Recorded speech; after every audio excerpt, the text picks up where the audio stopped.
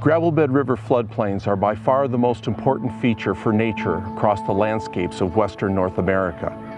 They support more than half the region's plant life, more than 70% of the region's bird species, and deer, elk, caribou, wolves, and grizzly bears use the floodplains for food, habitat, and important migration corridors. Throughout the Western Mountains, our rivers are the heartbeat of biodiversity. As we face a changing climate, free-flowing rivers will become increasingly important for species adaptation and resilience. To preserve nature and the heritage we are blessed with, new and bold efforts must be taken to conserve our rivers in their natural, free-flowing state for our children and grandchildren to enjoy.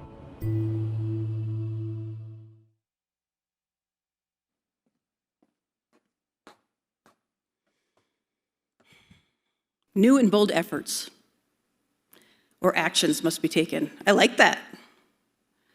So this is what POWJH is doing, and this is what we all would like you to do as well. My name is Meghan Quinn. I'm the Executive Director for Protect Our Water Jackson Hole, or POWJH, as many of you refer to us as. Thank you so much for coming to the first Rally for Clean Water. We hope you had some time to walk through the exhibits and just take a look at the different stations that we had for you. I must admit that when I first told my son that we were going to do this Rally for Clean Water, he looked at me and was like, "Mom, water? I love water, but it sounds kind of boring." I was like, uh-oh. So I was like, do I need to bring in some superheroes or something? So I put on a cape. Honestly, he wanted me to run across the stage, maybe act 2, but I told him the compromise was to walk up here briskly, so you'd see the cape.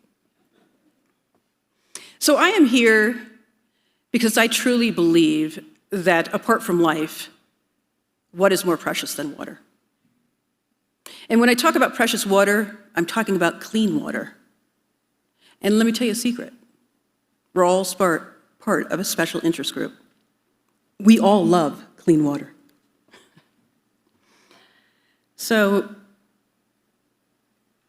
this evening, I'm going to share with you why our water is so precious, what the state of the water is in Teton County, as well as how we collectively as a community can work together and take new and bold actions to protect and restore our water quality. So let's discuss why our water is so precious. And many of you are already aware of this, but you may need a little reminder. So if you look at this, this is a holistic view of the Snake River watershed. And a watershed is basically an area that is interconnected by water. The Snake River lies at the heart and the core of the greater Yellowstone ecosystem. Water is what makes this ecosystem heartbeat. As you can see, the watershed includes the headwaters of the Snake at Yellowstone National Park in the north, all the way to the south of the confluence of the Snake River and the Hobeck River at Hobeck Junction. Any raindrop or any snowflake that falls within this geographic area will flow out of the area to the southern tip of the watershed near Hobeck Junction. Let's take this one step further, as why the Snake River is so precious. Section of the Snake River, both north and south of Jackson Hole, are protected by the Wild and Scenic River Act because of their outstanding, remarkable values. And to put this in perspective, less than 0.5% of rivers in the entire United States, again, in the entire United States, are protected under the Wild and Scenic Rivers Act. I have a better chance of playing for the NBA. So a pretty special and precious resource.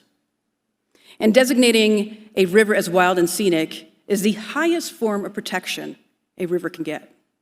And once a river is designated as wild and scenic, its water must be maintained and enhanced in perpetuity.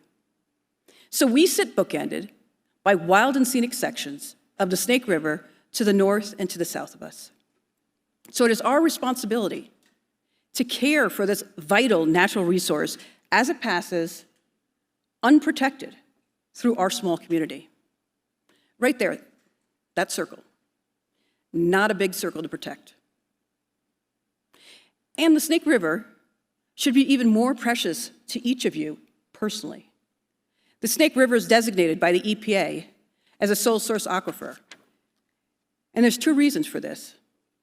Number one, the Snake River aquifer provides drinking water to nearly the entire population of Teton County. And number two, there is no alternative drinking water source available if the aquifer were to become contaminated. So here we are at the headwaters of the Snake River, at the core of the greater Yellowstone ecosystem, bookended by designated wild and scenic waters, in our section of water that passes unprotected through our small community is no longer pristine. In fact, there's a strong body of evidence that the Snake River aquifer in Teton County is being contaminated. In the past, the watershed could absorb the pollution from Teton County's small population. But now the rapid growth of the Teton County community is having a profound impact on water quality. Teton County has also experienced record tourism over the last 5 years. While this is just a graphic, you can get a sense of the small, unprotected section of the Snake River watershed that comes directly through our community. What I want you to realize is that our water quality issues are hitting home, are starting to hit your neighborhood. Let's start with Flat Creek. So Flat Creek runs through the town of Jackson as well as neighborhoods such as Rafter J and Melody Ranch. Do you remember when it was a rite of passage for kids to be able to float Flat Creek without their parents? The Wyoming DEQ has designated portions of Flat Creek as impaired due to elevated E. coli levels. Then we have the north of town. By now, many of you have heard about the PFAS contamination near the airport. The airport is trying to mitigate this as much as they can, but the bottom line is that PFAS is contaminating the groundwater at the airport. And another concern of contamination includes elevated nitrates in our drinking water. Elevated nitrates are documented in several neighborhoods across Teton County. They are the strongest indicator of human contamination due to septic systems. Let's go to Hobeck. The drinking water at Hobeck Junction has reached the point where it is unfit for human consumption, based on exceeding the EPA's maximum allowable nitrate concentration. So here we are in a first world country, in supposedly the richest county in the United States, yet people in our county have unfit drinking water. Let's go to some other neighborhoods. Kelly. Elevated nitrates in parts of Kelly. South Park. Elevated nitrates in parts of South Park. Hog Island. Elevated nitrates in parts of Hog Island. And Alta. Elevated nitrates in parts of Alta. Do we want these neighborhoods to become another Hobeck? Now let's talk about Wilson and Fish Creek. Fish Creek is another designated impaired waterway by the Wyoming DEQ due to elevated E. coli levels. A recent study found that of the bacteria that was identified, human sewage was the dominant fecal source. There have been questions about what is the actual percentage of human sewage? Is it really that much human sewage? My question to you is, what is your threshold for swimming in human sewage? The study found that when there was an increase in precipitation, there was an increase in human sewage. Where there was an increase in development, there was an increase in human sewage. This points directly to septic systems on Fish Creek. And then there's the wastewater treatment plant. The town of Jackson is doing the best it possibly can within the limits of a lagoon system. The wastewater treatment plant was originally constructed as a lagoon system in the late 1970s. Yes, there have been some upgrades. but there have been huge advances in technology. And there also has been a huge population growth as well as an influx of visitors. The treatment plant discharges effluent directly into the Snake River. The problem is that an outdoor lagoon system cannot treat to the highest level of water quality, particularly in cold temperatures. Do you think we have cold temperatures? In addition, too much nitrogen and phosphorus in the water causes algae to grow faster than an ecosystem can handle. Significant increases in algae harm water quality, food resources, and habitats. And it decreases the oxygen that fish and other aquatic life need to survive. What I want you to realize is that these are pollutants that we have the potential to control and mitigate. Now let's talk about the things we cannot control. I don't know if Wyoming was asleep when they were negotiating, or someone raised their glass of whiskey and said, "Take the water, I got my whiskey." Idaho owns 96% of the rights to the Snake River. Wyoming, 4. To this day, the water rights of the Jackson Lake Dam remain attached to farmlands in Idaho. Another thing that we cannot control is drought. For the past 2 years, the majority of Teton County has been in a severe drought. We've gotten a little reprieve over the past few weeks. But Jackson Lake is at historically low levels. This is a photo of Coulter Bay from June of this year. It never opened. This is Coulter Bay as well, with water. Nearly all of the reserve water stored in the lake will be released into the Snake River to meet the downstream irrigation needs of Idaho. Less water equals higher concentration of pollution in our watershed. Therefore, we must work to the highest possible water quality by minimizing the amount of pollution, in particular what we can control, entering our watershed. This is why we need new and bold action. POWJH will take on the heavy lifting. We will have the hard conversations. For example, POWJH has been advocating for the Water Quality Master Plan for years. Dan Lehman, POWJH former executive director, spent 8 years of his life educating and advocating for clean water. He raised $250,000 and pushed to launch the Water Quality Master Plan. It launched in January of this year. Wendy Hagedorn, his wife,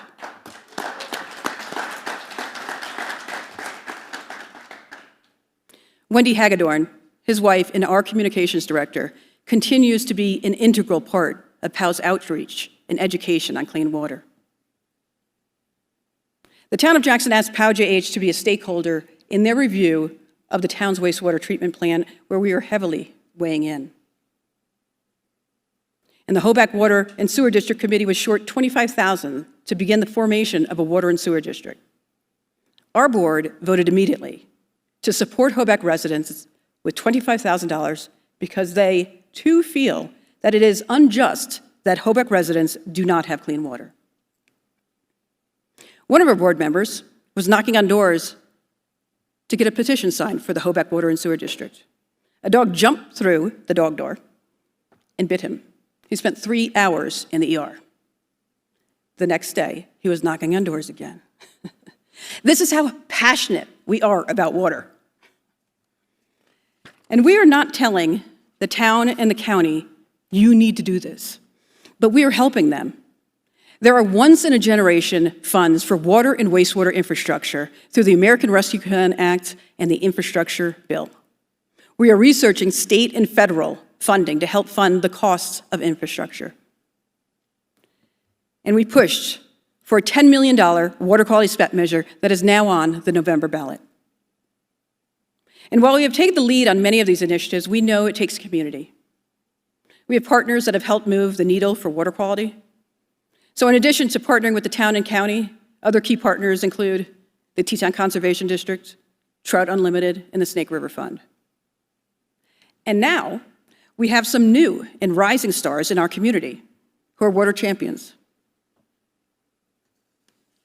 Chris Colligan with Teton County as the project manager for the Water Quality Master Plan.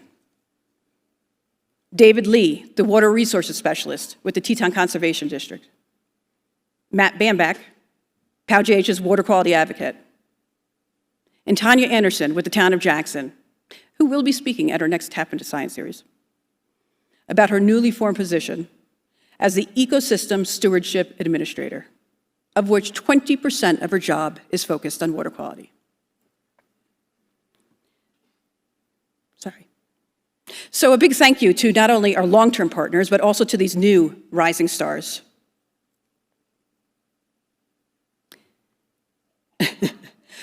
So we have all heard that the housing crisis in Teton County is pretty significant. Well, POWJH believes that water is at a crisis ladder. I am not fear-mongering. I'm not here saying, "Gonna die!"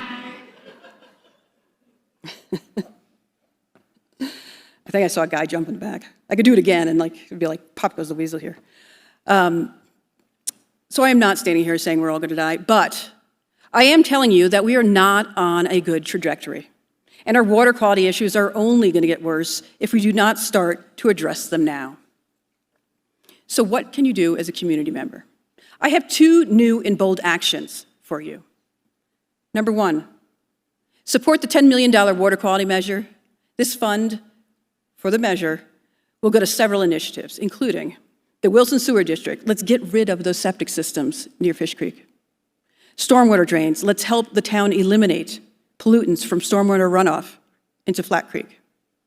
Let's help fund connections to the town wastewater treatment plant. And let's help Hobeck residents get clean drinking water.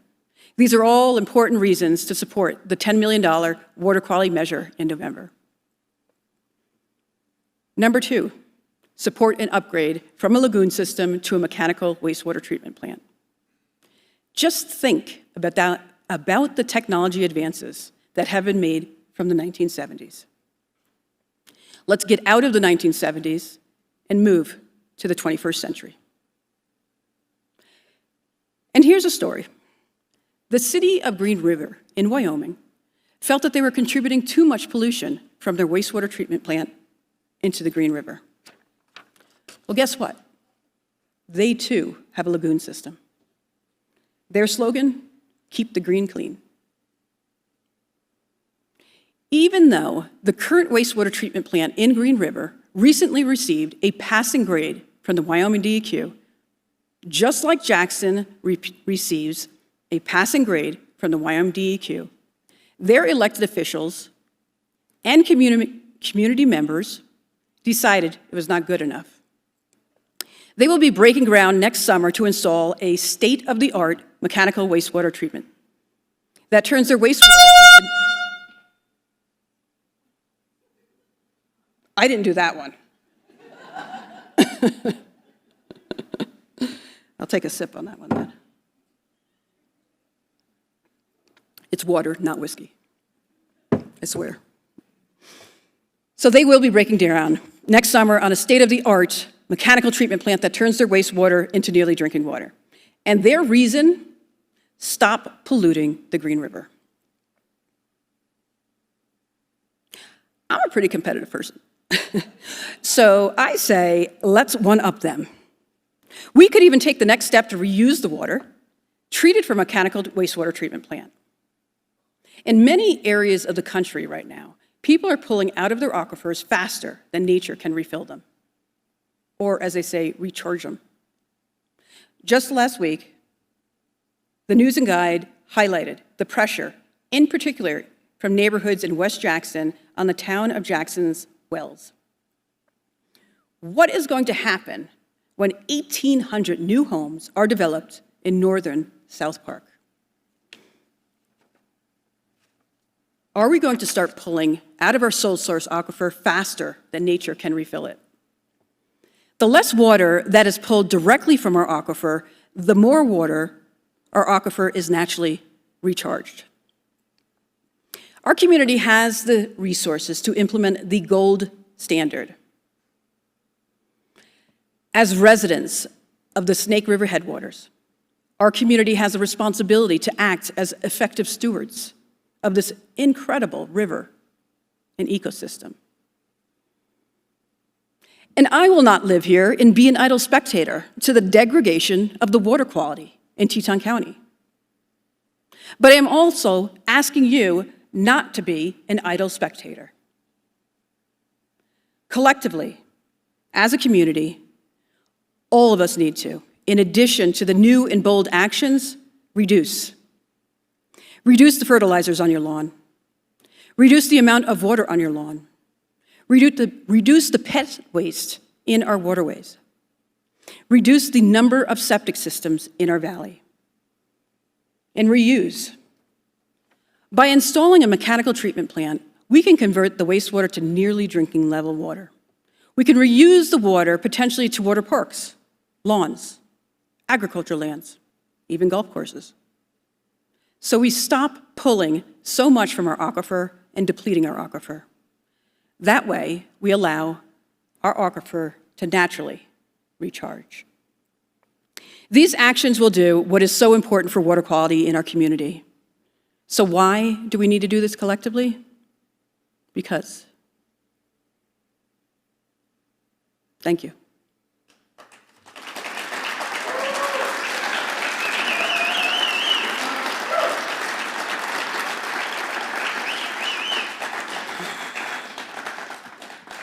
I paid a few people in here to do that.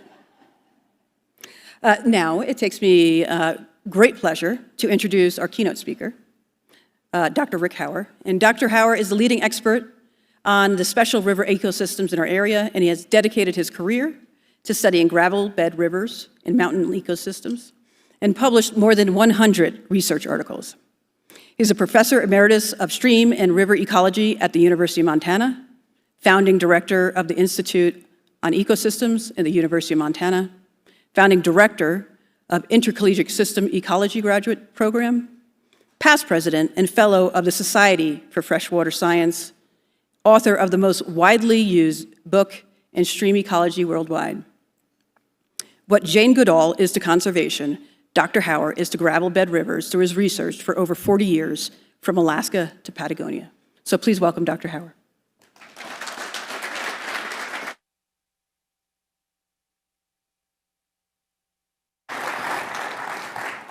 Well, I have to admit that's the first time I've been likened to Jane Goodall, but that was very sweet.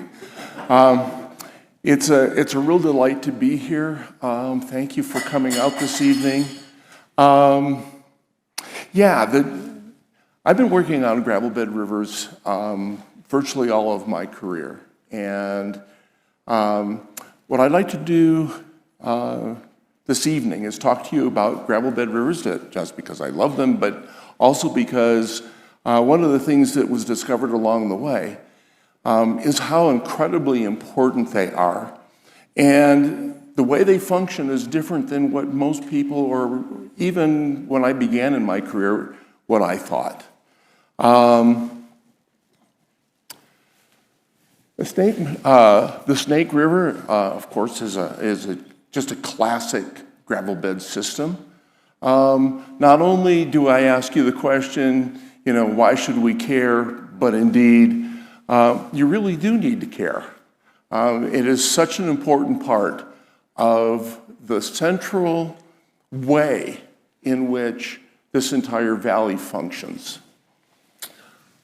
I've organized my talk in kind of a simple sort of way. First, I'm going to be talking about some basic principles of how these gravel bed river systems work, because most people get it wrong.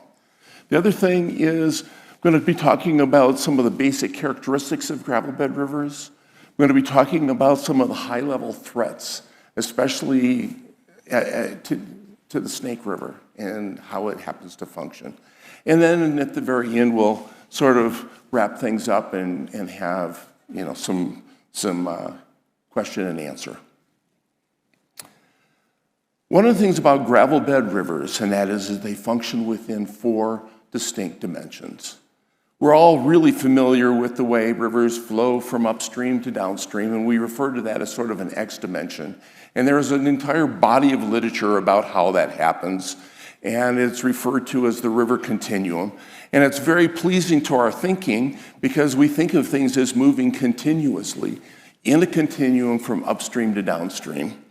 Those systems or river systems change as they move from upstream to downstream in very predictable sorts of ways. Most people also think about rivers going through flooding. That is sort of a Y part of the dimension. Rivers, in fact, do flood, and they carry materials out of the river, out onto their floodplain. They form floodplains, they interact with them.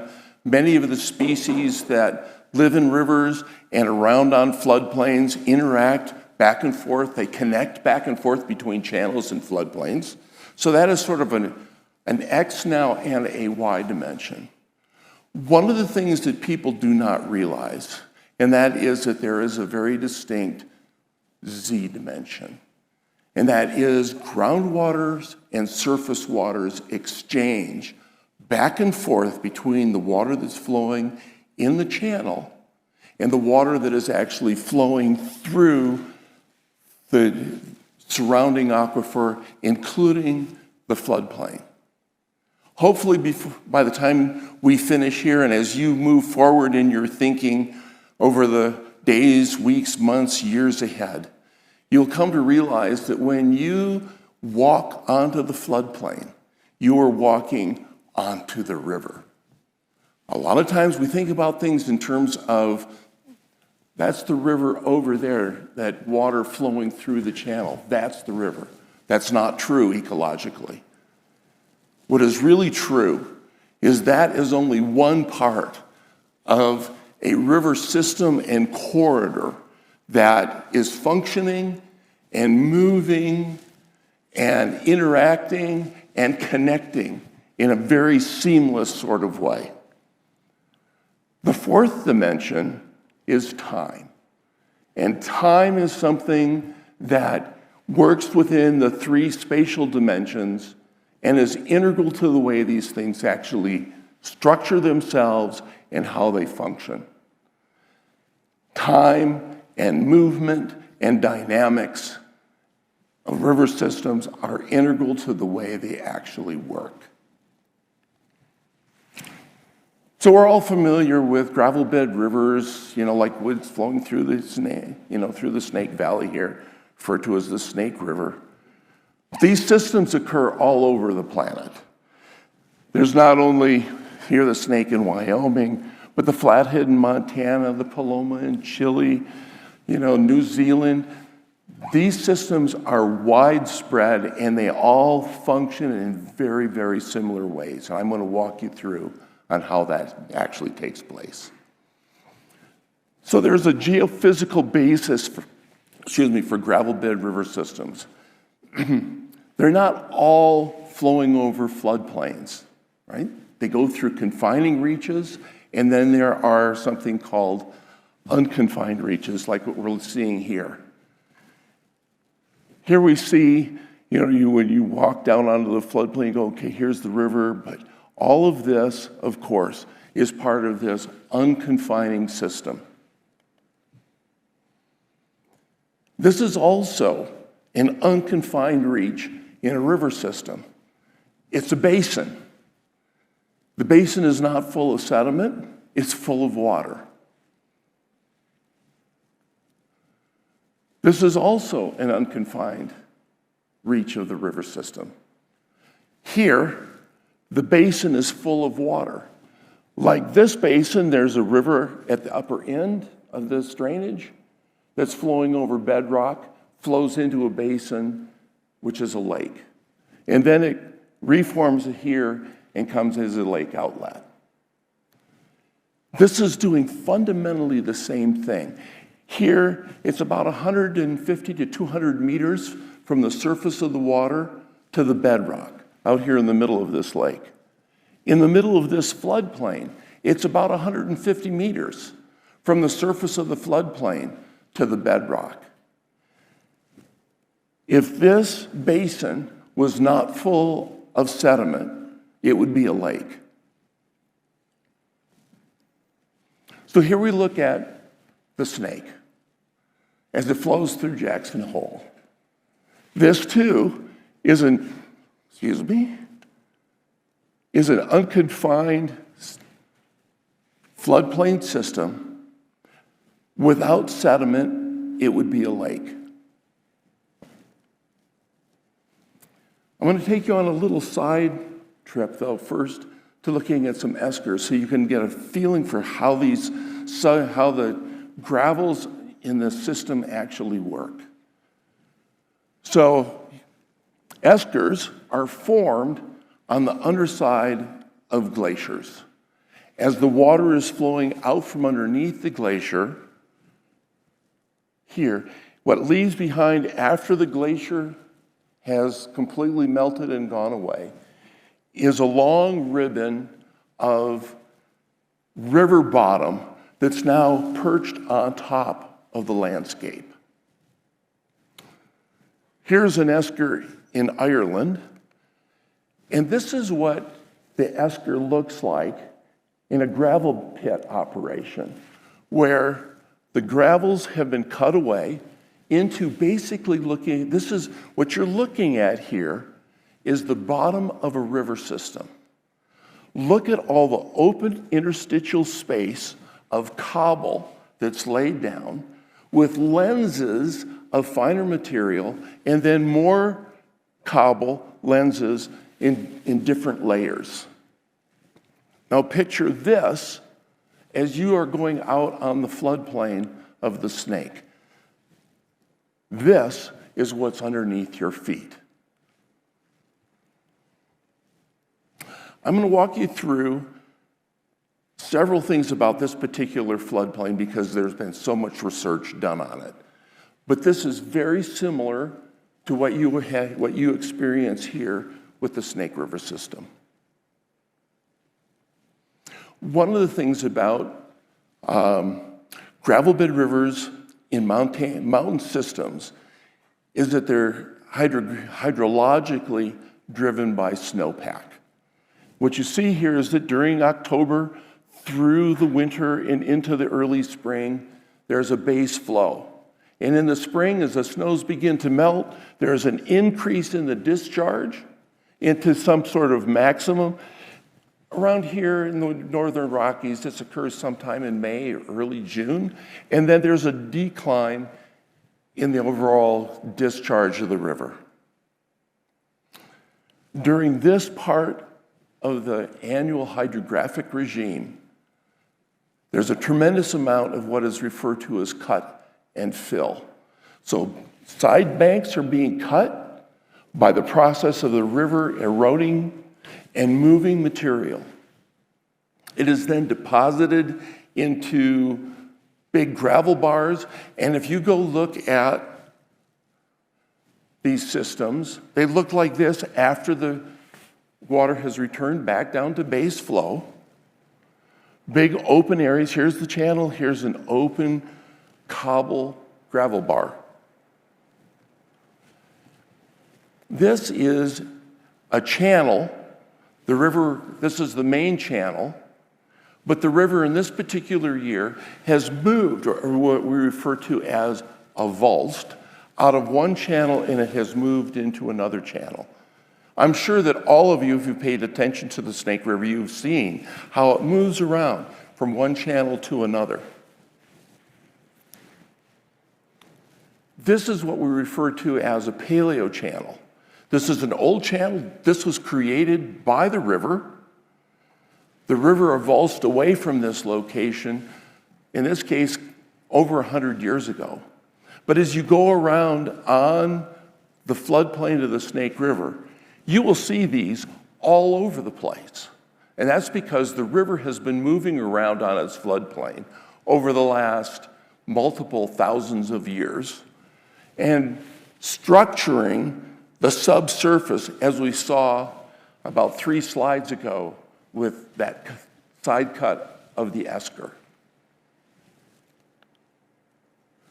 Here, This is a perfect example of an old surface.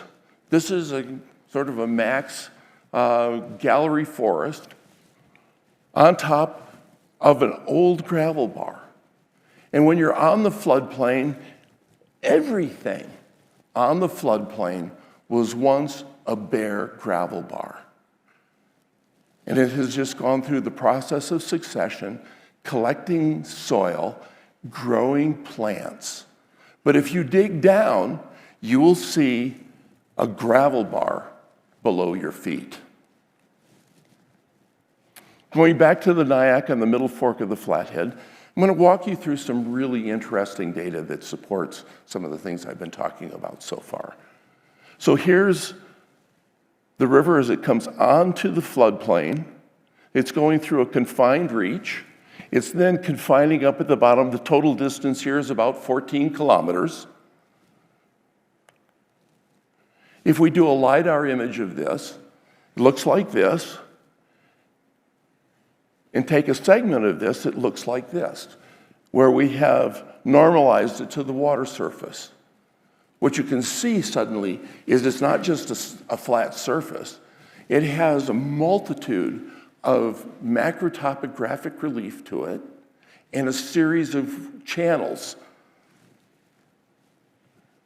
If we look at the flow channels over about a 50 to 60 year period, we can see that this river quite literally has been all over the floodplain. Groundwater, surface water interaction. One of the things that I find absolutely amazing is the amount of water that leaves a channel and goes into the subsurface. We all think, most people think, that water comes out of the aquifer and goes into the channel and then it flows in the channel and finally out of the floodplain system. But that's not true. It actually comes into the gravel, flows through the gravel, comes out, goes in and comes out, and it will do this multiple times. So what I'm going to do is I'm going to walk you down the length of this river, and we're going to look at the discharge in the channel, where the water that is upstream has now gone into the subsurface, and it looks like this. So we start at about 430 cubic feet per second, or 12.2 cubic meters per second. And as we come on, first thing we do is we lose about 25% of the flow over a distance of about a kilometer. We continue to lose flow as water is flowing into the floodplain or through those subsurface gravels. We pick up a little side flow, and now we're at 13 cubic meters per second. But look at what happens here. Over a distance of about 150 meters, we lose 30% of the flow is leaving the channel and going subsurface through the gravels and flowing through those open network preferential flow pathways that were created by the river centuries ago. And it continues, water comes back out, then it goes back in. So between here and here, it goes back up to 13, then down to 11. This is water just flowing in and out of this aquifer. And then down to finally at the end. The other thing is that we can look at data created by looking at radon. Most of you are familiar with radon. It's a natural occurring radioactive gas that you don't want in your basement. But we can look at the concentration of radon as water goes from the surface into the subsurface, and there is a buildup over time in the amount of radon. So if we are able to capture some water that has gone subsurface and measure the amount of radon in that water, we can tell how long it has been in the subsurface. So here's the data that goes with it. This is the concentration in becquerels per liter of radon, and this is the amount of time that corresponds with that radon concentration. Notice that out here, there's water that is hundreds of meters away from the channel that has been in the subsurface for less than a day. This is not groundwater's moving at a few meters in a day, or somebody mentioned to me yesterday, sort of the rule of thumb is that the water is flowing as much as 22 feet in a day. No. It is flowing through those preferential flow pathways at 1 kilometer or more a day.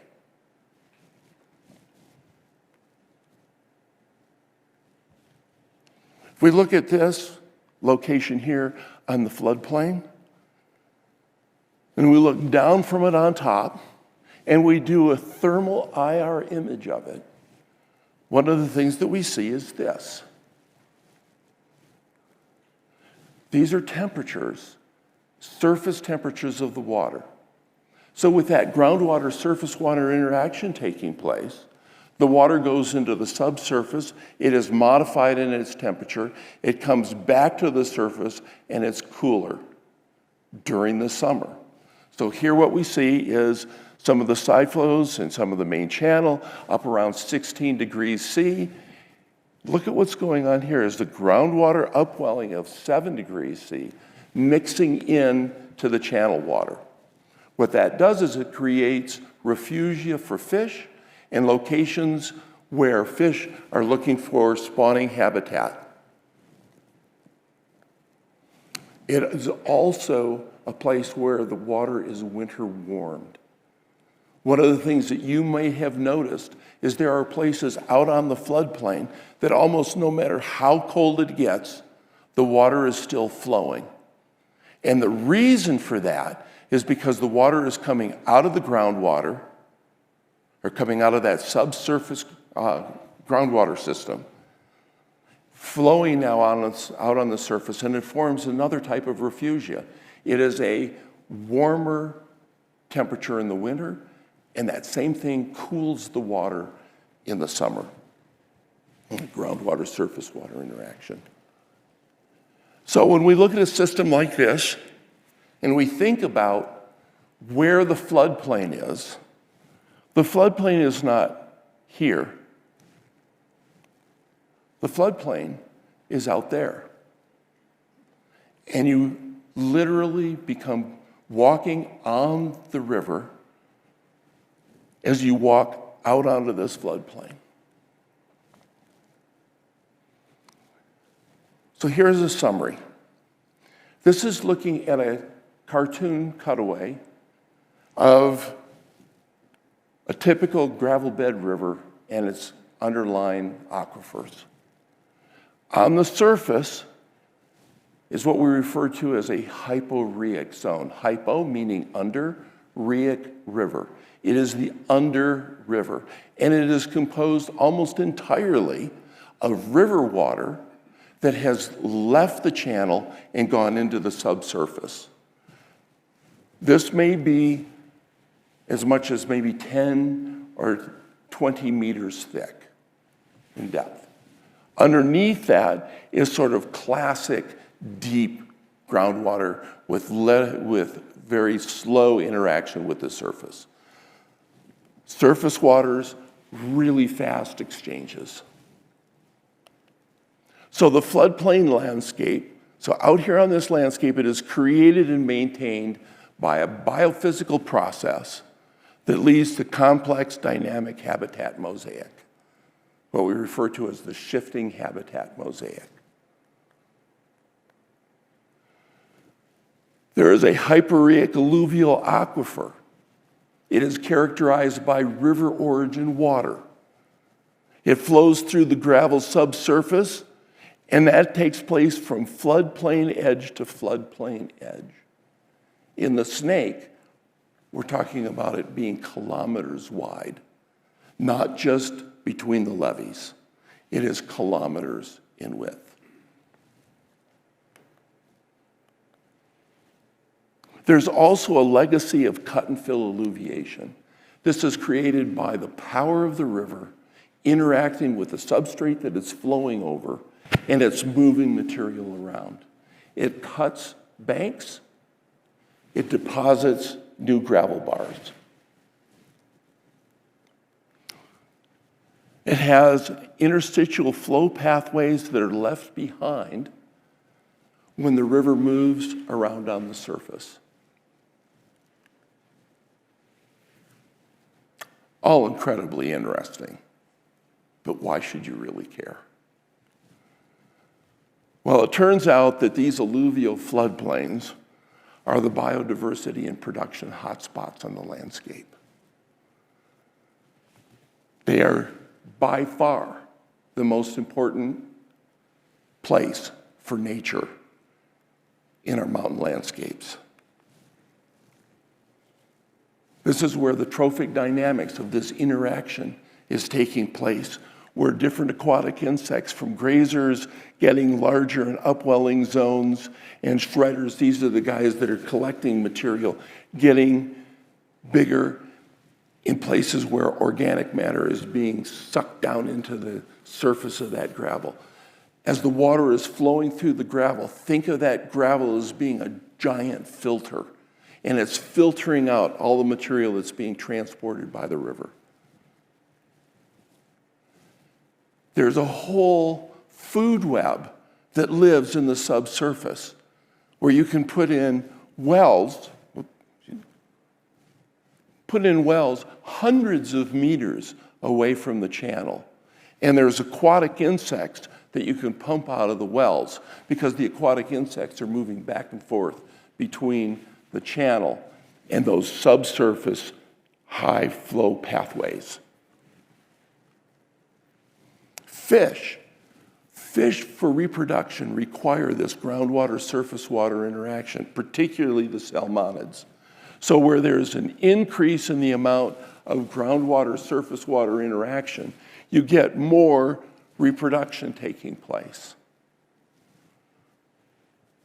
Here we see at the edge of the floodplain, and here are the locations of this groundwater surface water interaction, and these red dots represent the locations of bull trout spawning in the Flathead up in Montana.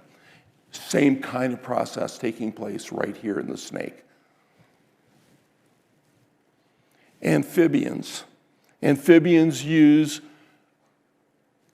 ponds created by the legacy of cut and fill alluviation and old flow pathways out on the surface. Birds. This is incredibly fascinating to me. Out of the roughly 235 species of birds that we have in the northern Rocky Mountains,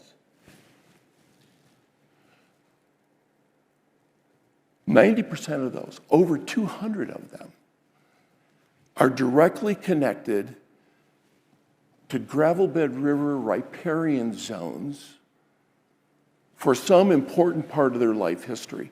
So if something happens to these riparian systems of gravel bed river and its associated floodplains, portions of these species' life histories are removed. And of those 200, half are obligate nesters in these habitats.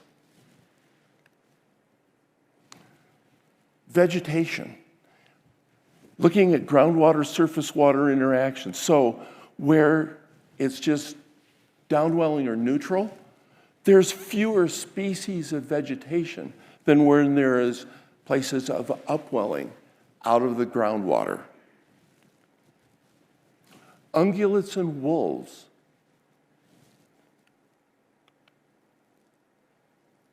When we look at the frequency of elk moving around in a river valley, in a floodplains, and we look at the wolves, what's really happening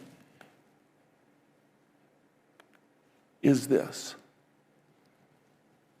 The elk are moving up and down the corridors, moving from one floodplain to another, and the wolves are running around after the elk. It's all taking place down on the floodplain. How about grizzly bears and grizzly bear habitat?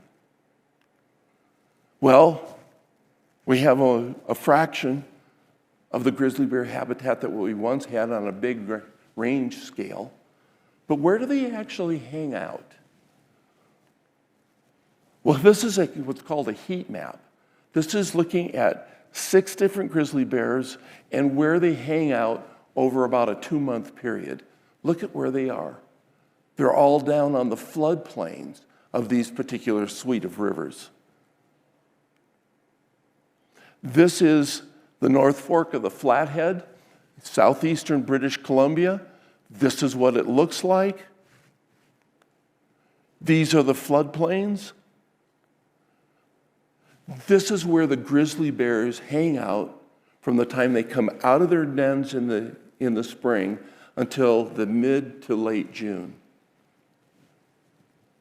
It's almost all within the floodplain system.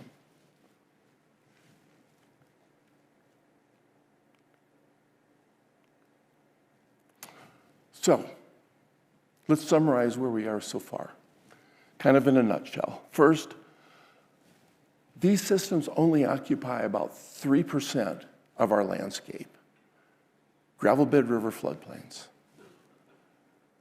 But they account for over 60% of vegetation biodiversity. They account for 70% of aquatic biodiversity and production, and over 80% of the bird production and diversity. They are the primary arena of where there's predator-prey interactions, all the way from microbes to grizzly bears. And they are the reason is because they disproportionately concentrate a diversity of habitats because of the cut and fill alluviation and the movement of material around on the surface and in the subsurface, that X, Y, and Z spatial dimension, and the time of movement and the shifting of the shifting habitat mosaic.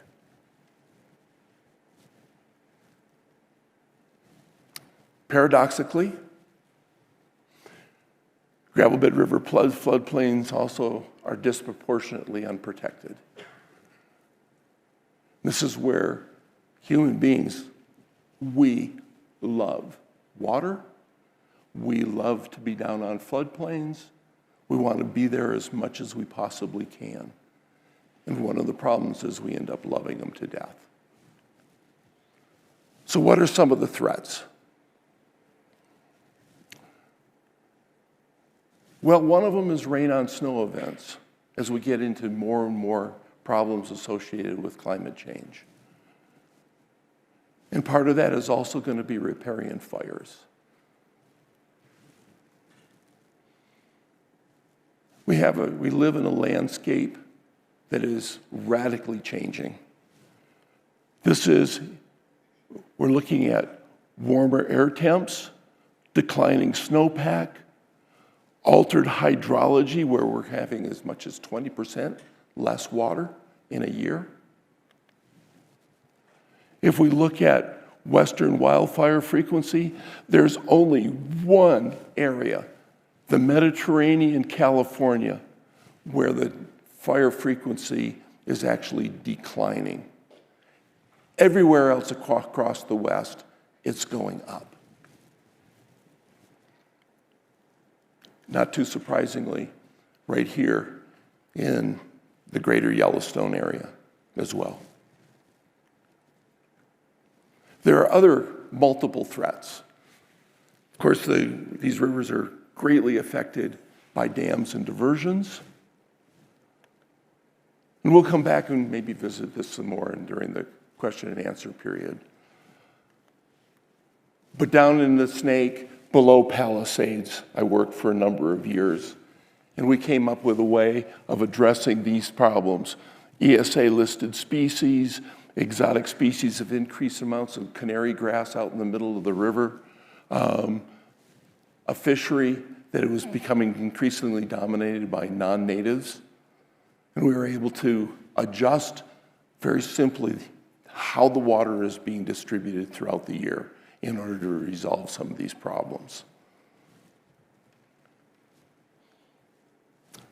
So this one's going to get kind of close to home. And that is dealing with levees and bank hardening. Geomorphic narrowing, riprap, shoreline, groins, levees, all of these interfere with the dynamics of the river. What happens is that shifting habitat mosaic becomes very solidified across the landscape. There are places where it is really focused, like down the middle between the levees, lots of power going on there, too much for that particular, for the snake system in that narrowed up channel, while on the other side of the levee, everything is getting old rather than being continuously renewed.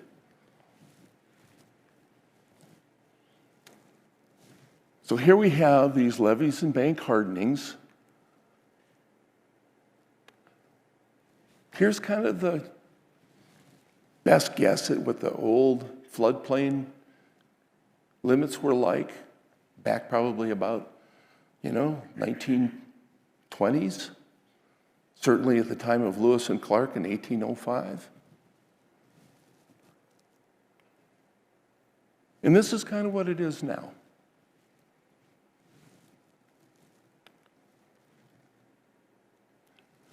So a question, what can be done, looking at these really tight levee systems, what can be done to open this system up so it can be functioning again?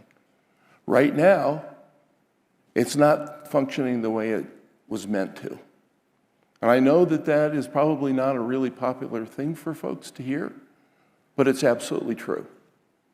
This directly affects not only the long-term legacy of this river being able to function as it was created to do, versus a loss, an overall loss of biodiversity, because the system is becoming increasingly simplified. Is it possible? This is just a question for you to be thinking about in the years to come. Is it possible to open this levee system up a little bit? Not to the point where it's going to be running through your living room, but there are places where you might be able to do it. And where you can do it, you should seriously think about doing it. For example, everybody, you all know where this is, right? Right over here is Wilson. Right over here is this is the little walking bridge. This system, right, can this be opened up so that the river can maybe one day move back in there? And this over here in time begins to look like this, as this river now is moving back and forth, as it should be doing. Or how about downriver from there? Is it possible to open this up? Move the levee system so it's out over here, still protecting people's homes. But basically what has happened is you've turned a floodplain system into a confined reach system, and you've simplified it. I don't mean you. But yeah, it is you, right? It's us. This is what we did. We did this as a society, and we did this because we didn't know any better. So what do we do to fix it? And here's a really important question. If you live out on the floodplain and you have a septic field, how long do you think it takes for the time between the decomposition of your flushed material down into your septic system and going out into your septic field, and it percolates down through your septic field before it gets swept up and taken down to the closest surface water? It may be only a matter of hours. And that's why you're seeing an increase in E. coli. It's a reason why things are turning green, is because you're increasing the amount of nutrients that are coming to the surface. It's because the water has always been doing that. It's just that you're pumping more and more and more nutrients down into this floodplain system that is highly interactive with the surface waters. And so when it comes to the surface and it's daylighted, and now you have solar radiation coming down on it, you get this incredible burst of algal growth. How could it be any other way? So how do we interrupt this? I mean, it's a special problem. I mean, you've got one of the best river systems in the lower 48 of the United States. It's one of the really, really best ones. So what can be done to bring it back? And it's, you know, Jackson Hole has done a wonderful job of bringing it to everyone's attention about nutrient pollution and what happens when you over-fertilize something. The next question is how do you back out of that? And how do you get the system so it's functioning properly again? So that when you look at, for those of you who, 30 years ago, looked out across Fish Creek and there was a continual rising of fish, and now it's not like that anymore. Why?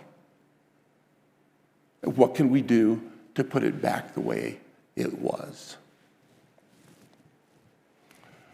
This is what I've been talking about, appears in a publication called Science Advances. It's one of the publications put out by the American Association for the Advancement of Science, and everybody hears about science.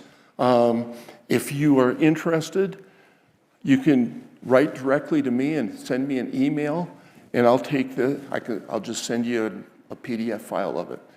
It actually was meant to be very readable. I am certain that everyone in this room can read it and understand it. Chances are that most of the seniors in the high school can read it and understand it. Thank you for your attention.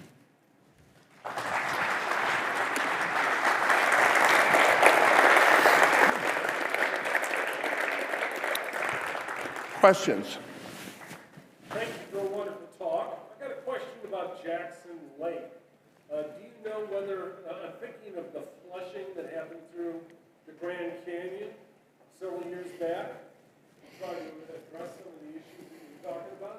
Has there been any kind of flushing out of Jackson Lake, or do you know of any plans to do so? Yeah, so specifically about the Grand Canyon, and it's because of Lake Powell, and it's capturing. Voice, going back? Okay. The flow of water through the Grand Canyon has been suffering from a loss of sediment. And so the idea was to remobilize the material by increasing the flow and get material that had been sort of up on the banks back and engaged with the river. It was partially successful, but only partially because they were unable to replace the sediment loss that had been trapped up in Lake Powell. Is it Lake Powell? No. Lake Powell. It is Lake Powell. So the situation with Jackson Lake is different. One is Jackson Lake is a natural lake. So some of the way this system works is without gravel coming in from the Lewis River, but it's being well fed by gravels from the other smaller tributaries of the Snake. But I think that part of the question is there any discussion about having high flows, being able to remobilize? And not that I know of, but one of the things is if you look out in your channel, you'll see that river is moving around a lot between the levees. So part of the problem is that there's a lack of engagement on the outside of the levees. Yeah. So the reduction in the floodplain widths and size, I assume that's a combination of both surface flooding and runoff and the subsurface movement of water that you're describing. Is that right? We were going to have a box. So is everybody able to hear? Yeah. Go ahead. Repeating your question into this. It's throwable. Ready? And just right at your waist to be loud enough for the speaker on top. Okay, can you hear me? Yeah. So am I right that what you're saying is there are two components to the creation of floodplains? One is surface flooding during runoff, and the other is the subsurface movement of water you're describing. So what creates the floodplain is this interaction between the hydrology and the geomorphology and how those are balanced. So the hydrology during high flow is mobilizing the gravel. It is able to apply tractive force to the bottom, and it rolls the cobble. The movement of cobble appears not to be the problem. The problem is that the system has been geomorphically constrained from the sides. But it would seem like the majority of what you're describing that normal systems have, the lateral flow, is not surface water. Am I wrong? There is surface water that is leaving the channel, and it's going through the subsurface, through that zone that we call the hyporheic zone, and it's coming out of the hyporheic zone, and it's forming spring brooks. I mean, they're big spring brooks that are entirely hyporheic return flow. So that hyporheic water can be identified as water that is coming from river channel water, not fossil water or water from up on the slopes. It's specifically coming from channel water that has left the channel and gone through that subsurface, flowing through these preferential flow pathways. A way to think about that is sort of like there's hundreds, maybe thousands of French drains all over the floodplain. And each one of those French drains is created by a sorting of the cobble due to the movement of material from the river flowing over the top of it. So what I'm getting at is it looks like those levees are only 20 feet high at the most, whatever they are. So by creating that obstruction, it has a major impact, even though a lot of the flow is lower. It has a major impact, particularly to the habitats that are on the outside of that, because they're not being renewed. They're all just getting old. It's kind of like if you went into a nation and everyone in the country was 60 years old or older. You could probably still check in at a hotel and get service. You could go to a restaurant and be served. You might even find, people out doing things. But as you looked around, you'd go, this country is in really deep trouble. And the reason is because everything's getting old. And that's sort of the situation you find yourself in on the floodplain. And that is that as it's getting older, it's becoming more unified in its habitat, as opposed to being a mosaic that is being moved around by the river. When you get things that are increasingly simplified, you start losing biodiversity. It's just a basic ecological principle. In the back. You want to throw him your box? I can make myself heard. Okay.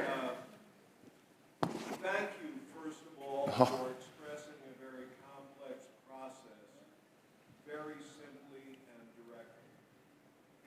My question is, the remedy that you have suggested, it seems to be a big deal. It's huge. Removing, the walls around the Snake River. Has this been done anywhere else?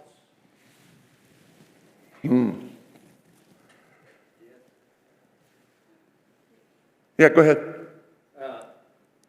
The conservation district here with the county, took a really hard run with our congressional delegation and $66 million that is set aside for the restoration of Snake River to ask the Bureau of Land Management to set back the levees in 7 different locations, starting with one which you pointed out today. And at that time, the Bureau of Reclamation claimed that they have done levee setbacks in other areas. They declined to do any such thing in the Snake River. Very expensive process and long process. Oh, yeah. But, so it's been, just for your information, Yeah. tried and failed. Yeah, so, well, it hasn't been tried yet. It's just been politically tried. Politically tried. Yeah. So one of the things in that is that it turns out that it's such an important thing to do that it becomes a matter of political will. The building of the levees somebody came in and built those, right? Who did that? Army Corps of Engineers. All right. So one of the things, sort of a sidebar of interest, I just finished teaching three individual classes of the Corps of Engineers. I continue to teach the Corps of Engineers. I've been doing it for 20 years. So the number of people that are in the Corps of Engineers that have heard this story before is getting really large. And one of the people that was just in my class happens to be with the Corps of Engineers out of the Omaha district, and she happens to be located down in Cheyenne right now. So part of the thing is I only make this statement based on what I know how these systems work and what happens when they stop functioning properly. It's not like I think that taking levees down is like a great thing to do in and of itself. Moving levees, it's expensive. It's probably something that would have been. This is a consequence of it's an unintended outcome. The intention was not to simplify the snake and result in overall decline and degradation of the system. Nobody thought that they were doing that. Nobody's going, yeah, let's wreck the snake. Nobody's doing that. Well, there was $66 million set aside to restore that shortly after the levees were built. Restore function. And how are they going to do that after they put the levees in? Was it to take the levees back out again? No, it was, the plan was to leak water behind the levee system and innervate some of those. That was the original plan, and realized that would not work. The problem is not leaking water in there. The water is going underneath the levee because the hyporheic zone extends underneath it already. That's not the problem. The problem is that you're not moving the material around. And the point was there was a recognition that it wrecked it. Yeah. At the time. Yeah, so go down to Florida and the Kissimmee River. Corps of Engineers went in and straightened it, and after they finished straightening it, about $1 billion project. They recognized that they had destroyed the Kissimmee River, and now they're spending another $1 billion to put the sinuosity back in the river. So this is all something that can be done if there is the political will to do it. And the political will has to come out of the people who live here in Jackson Hole. And while the levees have been there for decades now, there is no specific reason why those things cannot be set back from where they currently are. There's still places that you can do that and still not have it running through, somebody's living room. But if it's up to the people here, how do you communicate that message to more than 75 people here tonight? We're working on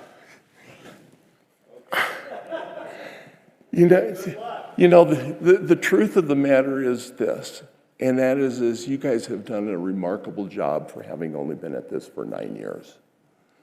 This particular organization is incredibly sophisticated already in what they're doing and the way they engage the public. A similar kind of organization called the Clark Fork Coalition up in Montana. I think the current director of water resources for the United States was the executive director of that. And that organization has been around 35, 40 years. The Flathead Lakers, it's an organization dealing with protection of water quality in Flathead Lake. That organization has been around since 1955. And this organization is every bit as sophisticated as what both of those are. So I encourage you to continue to engage your community, get more and more people involved. Not just the people who live here full-time, but also the people that are coming in from outside. One of the things that they should realize is that the water quality that they're expecting when they get here is dependent on this river system functioning properly. And basically the heritage, the legacy that you inherited is so deserving of effort that it's something that you want to be able to hand on to the subsequent generations. You don't want your grandkids, going, having a system that completely has collapsed and no longer is functioning. Yeah. One more? Yes.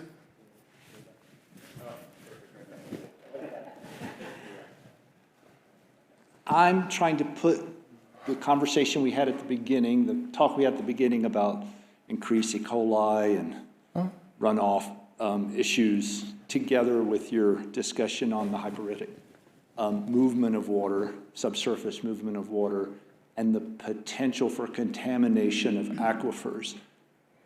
And so I'm asking, to what extent does that under subsurface movement clean water, to what extent can it be contaminated, or in some ways, if it continues to happen for some time? I'm just trying to understand that interaction between those two things, because I appreciate the removal of levees to restore ecosystems, but I'm thinking about their role in air quality. If you did not have flow through your aquifer, you would literally be camped out on a cesspool. So you do have a process of moving nutrients away, but in doing that, you're also just moving that down to your neighbor.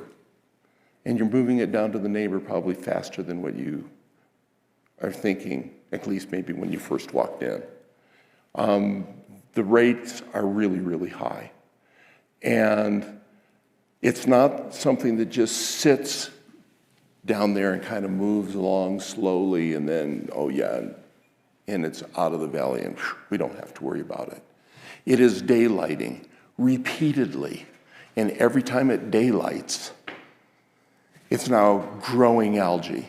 And one of the things about fresh water, almost everybody knows that when you fertilize a cornfield, you get bigger corn. And farmers put lots of fertilizer out on their cornfields in order to get big corn and get big crops. Aquatic algae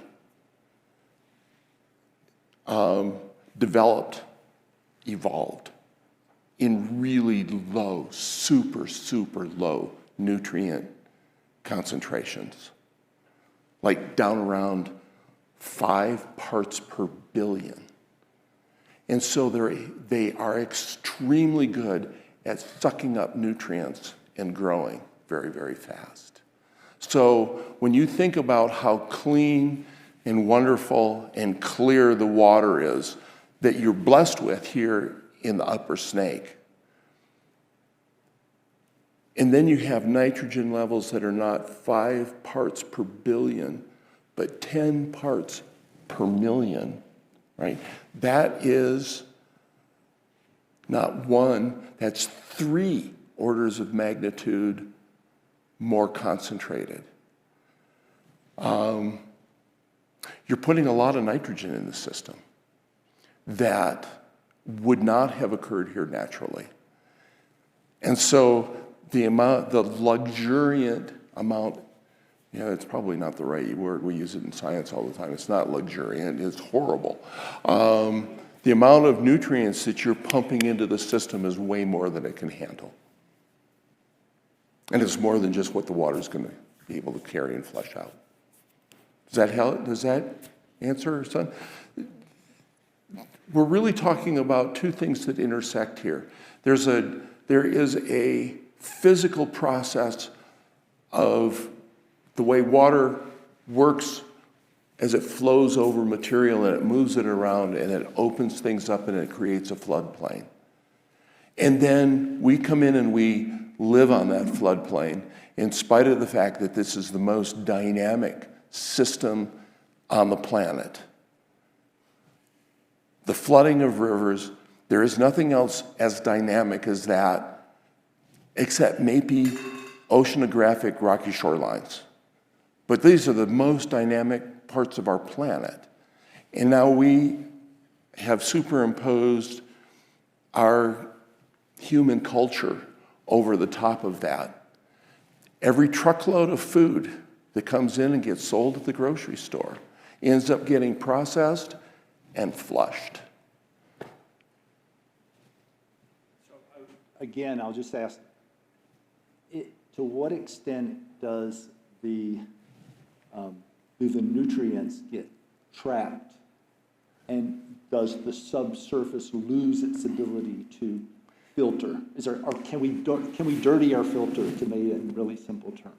Absolutely, you can dirty your filter. The other thing you can do is the way a septic field works is it is attempting to retain the nutrients.